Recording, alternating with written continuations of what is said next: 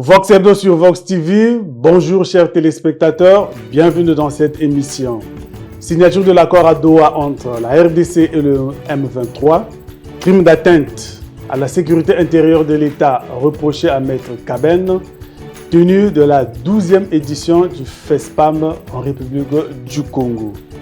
Spleen Arambungu, rédacteur en chef à Radio Rurale Congolaise, Albert Mianzukuta, directeur de publication de la Semaine africaine, et Clavis Kiba, promoteur du journal Evans, sont avec moi pour examiner cette actualité. Bonjour messieurs. Bonjour. Abordons notre premier sujet après le reportage que je vous invite à suivre. Ce samedi à Doha, une déclaration de principe a été signée entre le gouvernement congolais et les rebelles du M23 en vue de mettre fin au combat dans l'est de la République démocratique du Congo.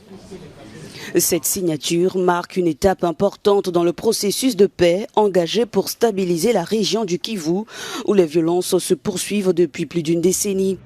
Le dialogue avait été relancé en mars dernier avec une rencontre inédite entre les présidents Tshisekedi et Kagame sous médiation américaine et qatari. En juin, un accord de paix avait été signé à Washington entre Kinshasa et Kigali, mais cet accord avait été critiqué par le M23 qui réclamait la reprise des discussions de Doha pour régler certains points encore en suspens.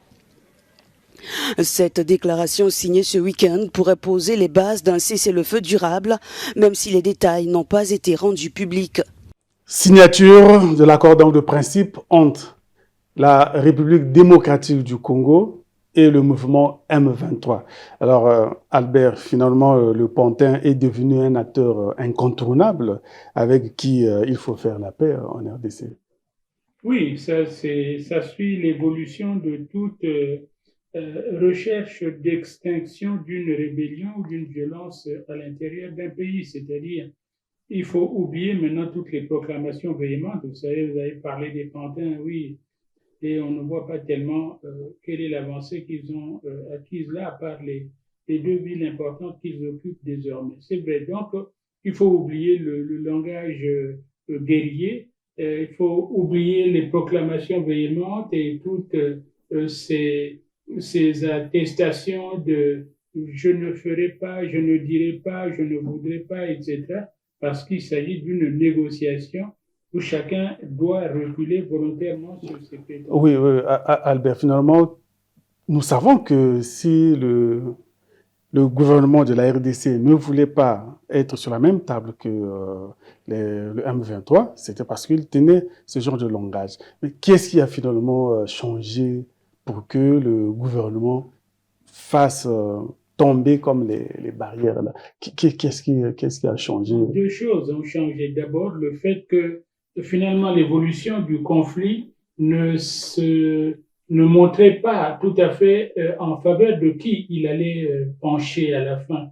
Mais plus déterminant, c'est aussi l'implication du président Donald Trump, président américain, qui est entré dans l'affaire avec ses méthodes à lui, peu diplomatiques, peu cajoleuse, peu regardante sur la sécurité des uns et des autres ou l'étiquette des uns et des autres, et qui a fixé son cap et a dit qu'il veut l'atteindre à tout prix. Tous ceux qui se mettaient en obstacle dans cette volonté se retrouvaient automatiquement rejetés et même muselés. Parce que jusqu'ici, les États-Unis n'ont pas apporté leur puissance de feu dans ce conflit. Et cela démontre qu'ils avaient une sorte de retenue tant que n'étaient pas signés des accords miniers avec la République démocratique du Congo. Une fois que cela est fait ou qu'on s'approche de cela, plus rien n'empêche Donald Trump de taper sur les rebelles parce que chez lui, il y a pas ou peu d'amis. Je veux dire, les amis sont ceux qui se trouvent sur la voie de l'exploitation minière qui se trouve sur l'économie américaine qu'il veut renforcer et revigorer. Clavis, l'influence des Américains est vraiment grande dans ces négociations. Alors, pour répondre à votre question, je voudrais qu'on suive un schéma. Le 27 juin dernier, il y a eu la signature de l'accord de paix entre la RDC et le Rwanda. Ça s'est passé où? À Washington. À Washington, aux États-Unis. À la suite de ça, il y a eu aussi un accord de principe entre la RDC et puis une entreprise minière américaine. Et à la suite de ça, maintenant, on vient à l'accord de principe de Doha. Donc, les États-Unis sont véritablement impliqués dans cette situation et les États-Unis veulent à ce que la paix revienne pour que l'entreprise américaine qui a été choisie pour exploiter les mines là-bas fasse son travail. Comme l'entreprise américaine va exploiter notamment le lithium à Malolo, en RDC, eh bien, les États-Unis pèseront de tout leur poids pour que la situation, pour que les deux pays respectent ces accords-là. Alors, on n'est pas encore arrivé à un accord de paix, c'est vrai, l'accord de paix, c'est vers le 8 août qu'on va obtenir cet accord de paix, mais moi, je voudrais dire que la RDC a déjà signé plusieurs accords de paix qui n'ont pas abouti. Mais cette fois-ci, je pense que le schéma que je viens de tracer, on peut espérer un cessez-le-feu véritable à l'est de la RDC. Parce que, notamment, ce qui posait problème là-bas, c'est le problème de richesse, de partage de richesse. Et quand on voit le Rwanda et la RDC, le Rwanda avant le Rwanda a refusé que le Rwanda n'était pas impliqué dans cette histoire à l'est de la RDC. Mais comment le Rwanda qui n'était pas impliqué signe un accord de paix avec la RDC? Comment? Là déjà il y a un problème. Autre chose, les États-Unis qui disaient aussi de ne pas être impliqués, eux ils vont imposer une entreprise pour exploiter le lithium là-bas, c'est-à-dire les gisements miniers. Ça veut dire que là, le product Tshisekedi est déterminé à obtenir une paix véritable à l'est de la République démocratique du Congo. Spleen, peut-on dire qu'on s'achemine finalement vers une paix définitive avec cet accord de principe? Et qu'on le veuille ou non, il y aura toujours la paix. La paix finira par s'installer en aire de Congo parce que c'est ce qui est attendu par toutes les parties, que ça soit l'extérieur, disons le monde environnant, c'est-à-dire les voisins de la RDC, que ça soit les partis politiques de la RD Congo et même ceux qui se retrouvent aujourd'hui de l'autre côté, comme le président Kabila. Nous entendons qu'il est tenté de se déployer pour la paix. Alors, la paix est obligatoire, je l'ai dit tout à l'heure, parce que si vous avez suivi le président Trump lorsqu'il demandait à ce que cet accord-là soit signé, il a décrit ce qui s'est passé pendant 40 ans en aire du Congo. C'est une guerre et il a qualifié cette guerre-là de la plus longue guerre. Donc, aujourd'hui, il est tout à fait normal que la RD Congo va vers la paix. Alors, que deviendra le M23 là? Nous avons vu que le M23 ne veut pas, parce qu'il a dit, ne voudrait pas quitter la zone occupée. Alors, comment peut-on imaginer la cohabitation? Il y a toujours des accords avec des rebelles. Lorsque vous signez un accord de paix, il y a toujours des clauses. C'est-à-dire, les rebelles, c'est-à-dire les miliciens, on peut les insérer dans l'armée, ou on crée les activités pour eux. Ou encore, cette rébellion se transforme en parti politique. Donc, je crois que le M23, ce n'est pas un problème. Si les deux parties respectent les accords, on aura toujours des clauses pour que de part et d'autre, on ne se laisse pas. Donc, moi, je crois que je crois que ces miliciens du M23, on trouvera toujours quelque chose pour eux, pour les occuper. Oui, pour les insérer. Voilà. Tu voulais dire quelque chose? Oui, je voulais tout simplement dire que s'ils se sont engagés pour faire la guerre, c'est pour qu'ils arrivent au pouvoir, pour diriger la RDC. Et même s'ils étaient arrivés au pouvoir par les armes, qu'est-ce qu'ils allaient faire? Ils allaient absolument se transformer en parti politique. Et comme l'a dit tout à l'heure Clarisse, nous avons vu l'AFDL qui a combattu le président Mobutu. Mais à la fin, qu'est-ce que l'AFDL est devenue? L'AFDL était devenue parti politique, même si après, M. Kabila a tenté de transformer cela en PPRDC, en PPRD. Donc, le M23 et même l'AFC, l'Alliance Fleuve Congo, finiront toujours par se transformer en parti politique pour conquérir les suffrages. Albert. Oui, et puis c'est un schéma classique. Je veux dire, on ne s'attend pas à ce que dès le premier coup de stylo, le M23 tremble et disent, bon voilà, je rends les armes, ça y est, c'est fini. Moi, je me joins au mouvement d'ensemble. Non, c'est aussi s'accuser comme étant un auteur principal des troubles qui ont prévalu dans cette région. Donc, il y a des positions de posture, il y a des positions qui préservent la dignité ou le quant à soi de beaucoup de ces acteurs politiques-là dans la région et qui, bon, voilà, ne seront pas jugés maintenant, mais à la sortie, à la fin, à la signature, qu'est-ce qu'ils acceptent de faire, qu'est-ce qu'ils acceptent de devenir, et c'est en cela qu'une négociation avec une rébellion reste une négociation ouverte et pas fermée. D'accord, nous restons toujours concentrés sur cette zone de conflit en RDC. Le souhait est que la paix revienne rapidement. Nous allons suivre cet autre reportage pour nous amener à aborder notre deuxième sujet. Après la déclaration des avocats demandant la libération de leurs collègues, Maître Kaben Masuka, enlevé le 9 juillet, le procureur de la République a dévoilé les faits qui lui sont reprochés. Dans sa déclaration, Okongakala reconnaît dans les actes de Maître Kaben Masuka et 6 autres complices, dont 2 Centrafricains, une atteinte à la sécurité intérieure de l'État. Au cours des multiples rencontres clandestines organisées par ces personnes, il a été convenu que leur projet consistait à tenir nuitamment une grande manifestation insurrectionnelle tendant à renverser les institutions de la République. Pour y parvenir, plusieurs instruments ont été rassemblés par ces derniers, en l'occurrence des talkie-walkie, des cartes SIM RTL en provenance de la RDC, des téléphones satellitaires de marque Touraya et des munitions. De l'exploitation de ces téléphones, il ressort que les assaillants étaient sur le point de recevoir la livraison des armes de type PMACA. Informés de cette opération de déstabilisation, les services de la centrale d'intelligence et de documentation de Brazzaville, procédant en mode de flagrance, ont interpellé, interrogé et déféré ce jour les suspects.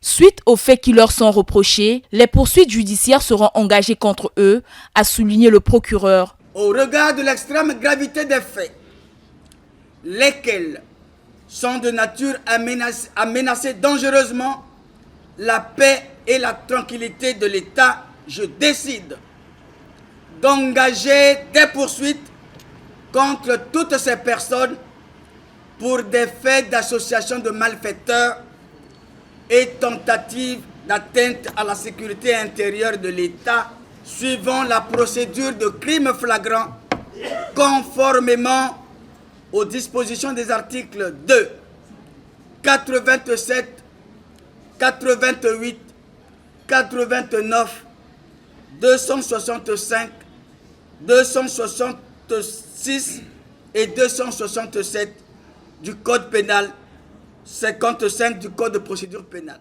Pendant ce temps, l'ordre des avocats est dubitatif eu égard aux greffes imputées à leurs collègues par le procureur de la République et entend réagir à nouveau. Atteinte à la sécurité intérieure de l'État, reprochée donc à Maître Kaben. Clavis, que pensez-vous de cette affaire? Relève-t-elle d'un véritable danger à l'ordre public ou c'est un règlement de compte? Règlement de compte, je ne pense pas. D'abord, il faut commencer à féliciter les services de notre pays. Déjà, lorsque vous êtes dans un pays où les services arrivent à détecter ce genre de projet, c'est à encourager. Parce que l'insurrection, ce n'est pas bon dans un État. Parce que quand ça tourne au vinaigre, ça peut causer une guerre civile. Insurrection, ça veut dire faire tomber les institutions. Or, nous savons que la première institution dans un pays, c'est le chef de l'État. C'est-à-dire faire un coup d'État contre le chef de l'État. Ça peut mal tourner, ça peut conduire à une grève, ça conduit plutôt à une guerre. Ce n'est pas bien. Déjà, lorsque les services arrivent à détecter ce genre de choses, c'est très bien, c'est encouragé. Maintenant, le problème ici, c'est la façon dont cet avocat a été arrêté. Vous savez, un avocat, quand on l'arrête, on doit respecter certaines règles. Parce qu'il y a des garanties qui protègent une procédure, il y a des garanties qui protègent l'avocat par rapport au métier qu'il exerce. Par exemple, lorsqu'on arrête un avocat, on ne le fouille pas abusivement. Et lorsqu'on interroge un avocat, il doit être là en présence de son avocat aussi. Est-ce que ça a été respecté? Je ne pense pas, puisque les avocats du barreau de Brazzaville ont grévé à cause de cela. Et Dieu merci, ils ont levé la grève il y a à peine le 23 juillet, c'est-à-dire il y a quelques jours. Ils ont levé la grève parce que finalement, M. Kaben a été déféré. Ce que nous en attendons, c'est quoi? Ce que nous en attendons, c'est qu'on fasse un procès équitable pour ce monsieur. Que le procès soit juste, qu'on juge ce monsieur à sa juste valeur, pour que la vérité sorte de là.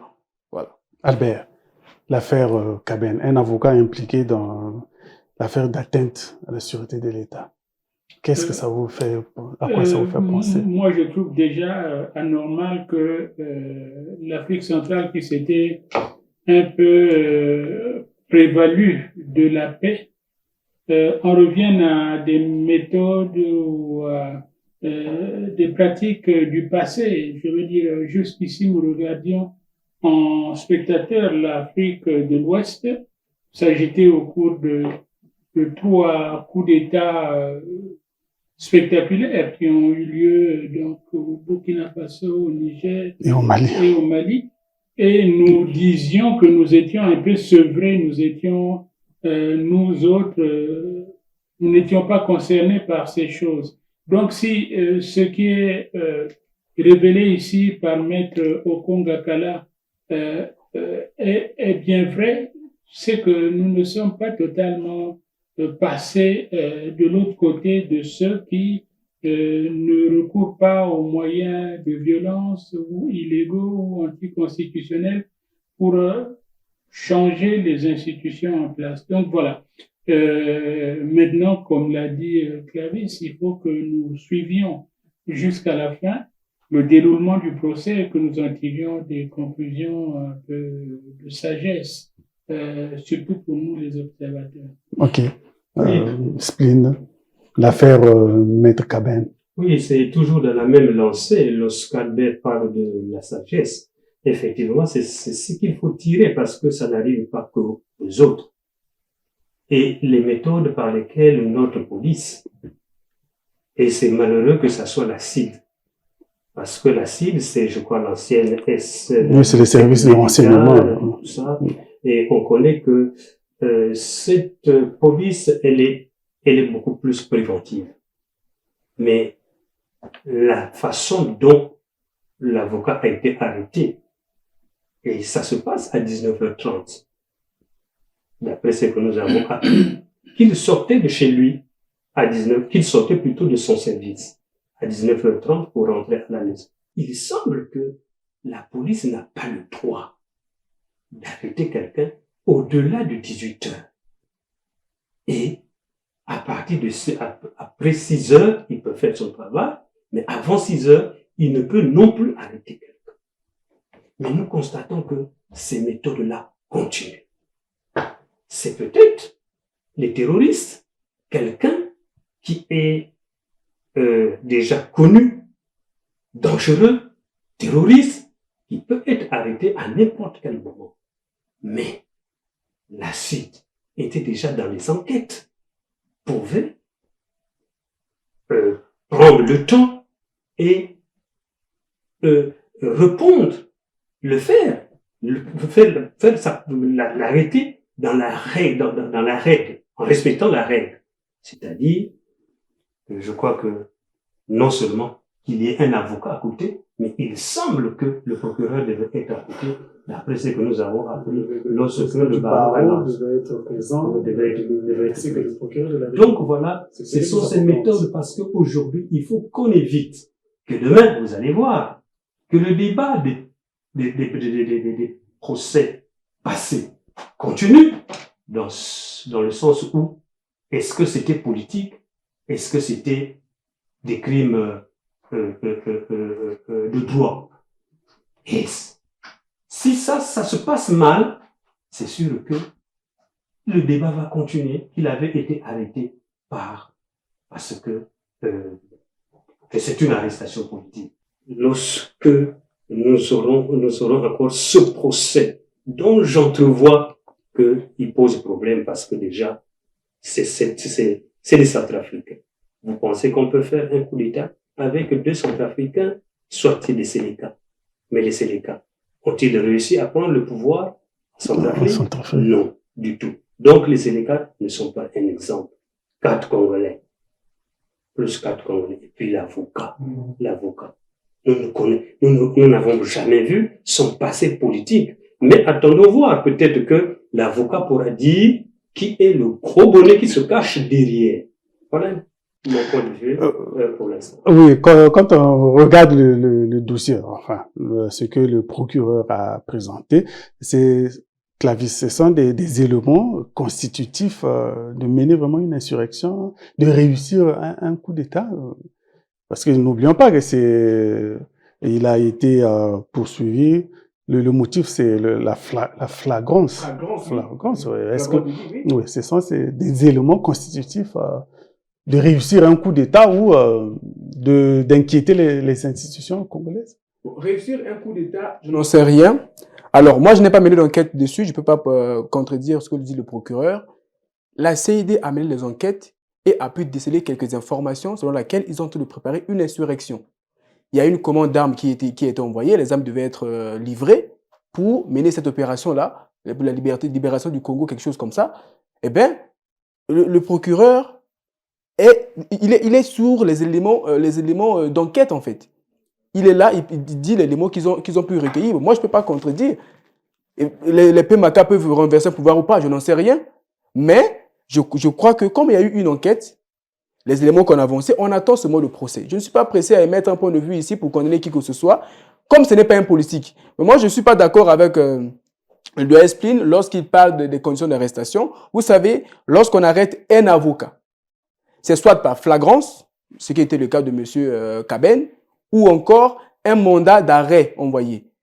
Mais pour le cas de M. Kaben, il y a eu flagrance. Donc, on l'a arrêté. Maintenant, après 18h ou 19h, bon, je vais lui poser peut-être une question. Lorsque, par exemple, à 19h, les gens se battent dans la rue, est-ce que là, on va encore attendre le lendemain pour les arrêter ou bien on les prend directement? C'est la question que je pose.